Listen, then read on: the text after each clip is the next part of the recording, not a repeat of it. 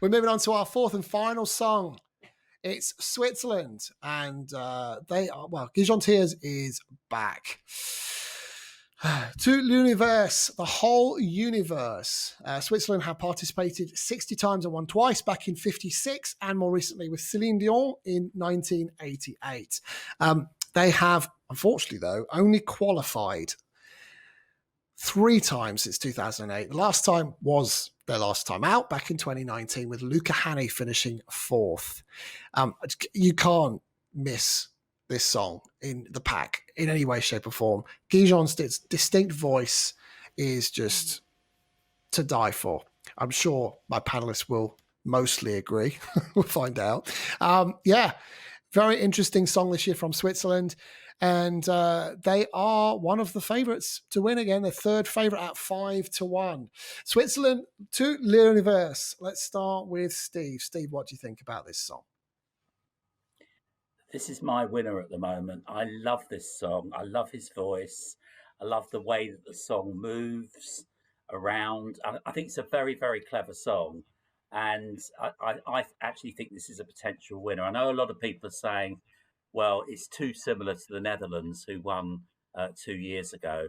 But who are the voters who are really going to remember who won what at what stage? I think this could really stand out amongst what are quite a few bangers this year. I don't think it's an open and shut case, but I think for me this is my potential winner. But it could be one of about 5 or 6, to be honest. I think it's a great song. He's got a great voice and he can sing live as well. And it's Gjon's Tears, apparently. Is it? Well, thank you for correcting me on that.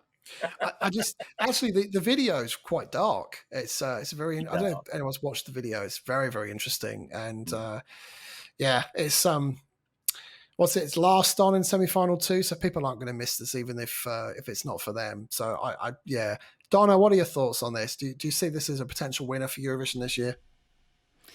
Oh, it's definitely a potential winner, I think. It still has to battle its way through the semi, though. That's one of its biggest challenges, I think. It's in my top 10, although not my personal winner.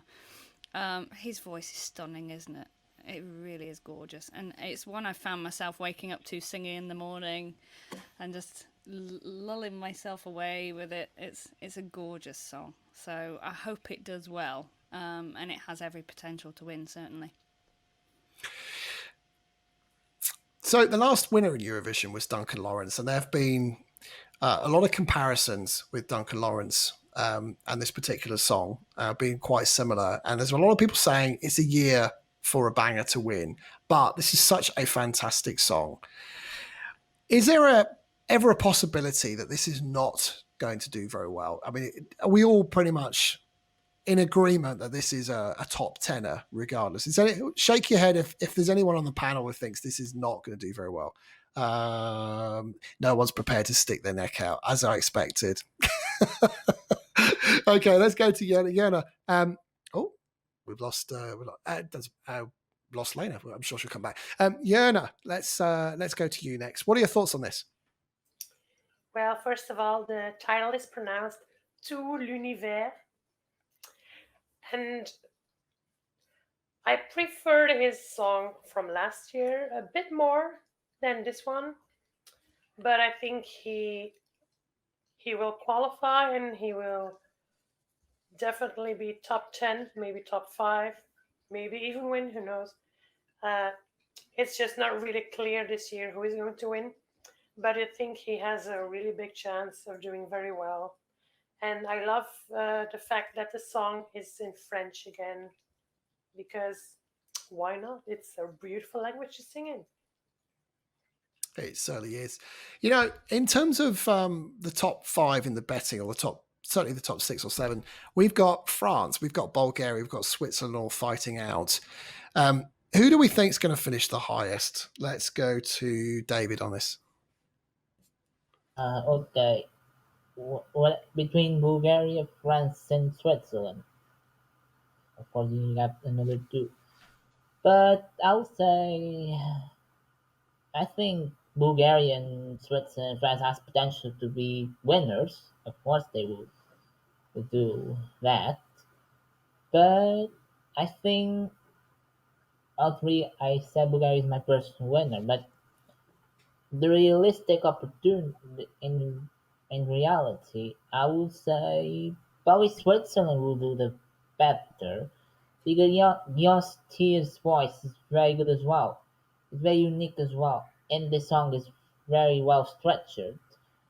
I don't see comparison that can lot because it's a very good song.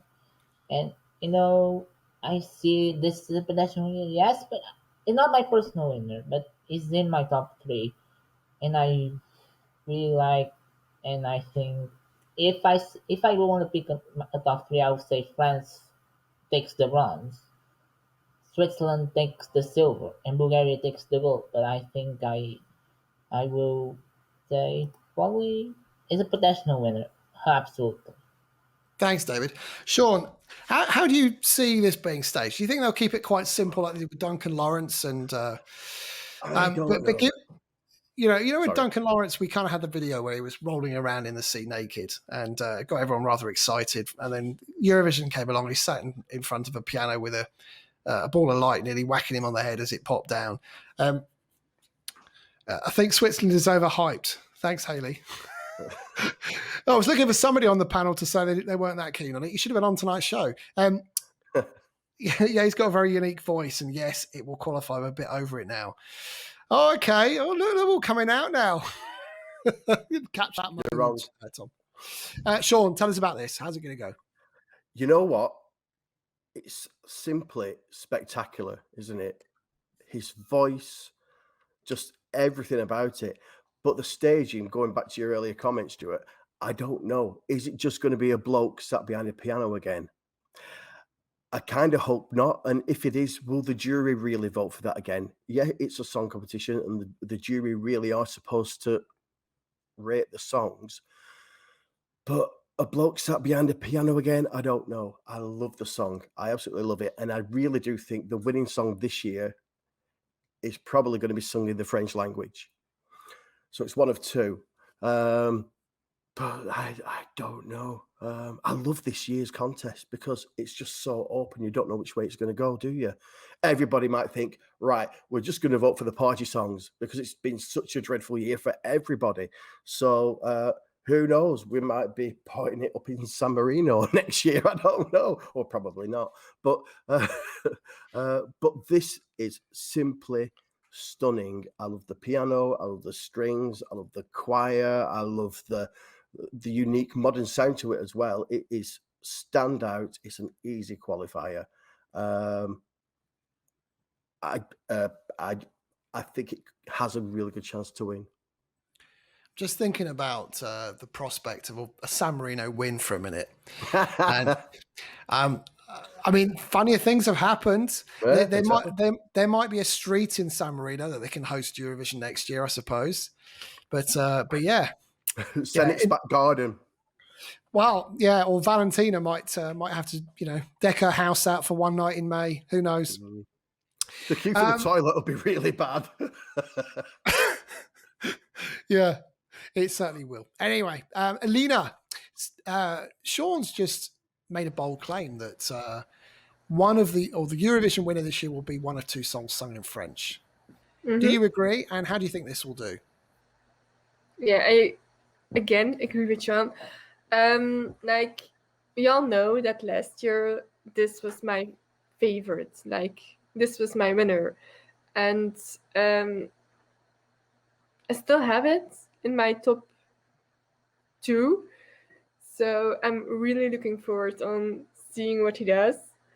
And I mean, also the fact he's cute. Like my boyfriend is gone now. I can say that now.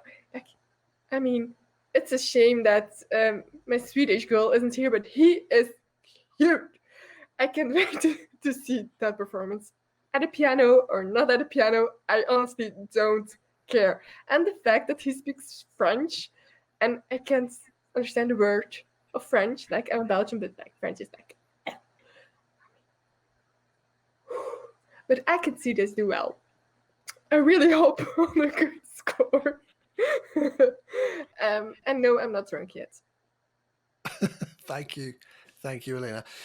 So I just want Tom, can you put Thomas's comment back on screen, please? Great friend of the show, Thomas. He mentioned we should stop with. I agree with you. We should stop with the comparisons with Duncan. They are two very different songs and vocals. I think the comparison really sits with two ballads potentially winning back to back, two haunting ballads. And whether you agree that they're similar or not, personally, I don't think they are. They're both haunting. And to your point, Sean, about staging, when Gjon's Tears, or Gjon's Tears, as I'm reliably told is correct, performed the song after Eurovision was cancelled last night. He sat in front of a piano or behind a piano and sung his heart out. Beautiful, beautiful vocal, but the staging looked just a very, very bit similar to Duncan Lawrence's in Tel Aviv a year before. So we'll have to wait and see. Elena is fickle, says the comment. No longer after Eric Sada. Yeah. Yeah, he's old news. Eric said forever. Just saying that, Yeah, exactly. Lena's on that same train. Right, Tom, what's your thoughts? Okay, I've got a few thoughts on this one. Right, first of all, I totally agree with the arcade comparisons, but I'm going to say something about it in the fact that people need to remember that Arcade didn't win last year. Arcade won 2 years ago, and the average Eurovision viewer has a short memory. They ain't going to remember Arcade. You know, they're not going to remember a ballad won the last time Eurovision happened, because quite frankly, a whole decade worth of stuff has happened in the last 18 months anyway. We've been through a global pandemic, for God's sake. This is an easy qualifier. I know people have said that, you know, oh, they're kind of over it now and things like that. The thing is, this song grabs you from the off. It is beautiful. He has an absolutely wonderful voice. And the thing about it, and the thing that people need to get their heads round, is the fact that the average Eurovision voter will listen to this song once. That's it. They ain't going to listen to it again. And therefore, they will pick up the phone and vote for it. And I'm going to come up with the most horrible comparison that I could actually think of. And it's the fact that Latvia in 2002 won. She delivered a great stage show. The song, to be honest, was shit. But people watched it. They loved it. It hooked them in. It got them. She got the votes. She won. And I can see exactly the same thing happening with Gjon's Tears. I would prefer a banger to win. But quite frankly, if a ballad is going to win this year, I want it to be this one.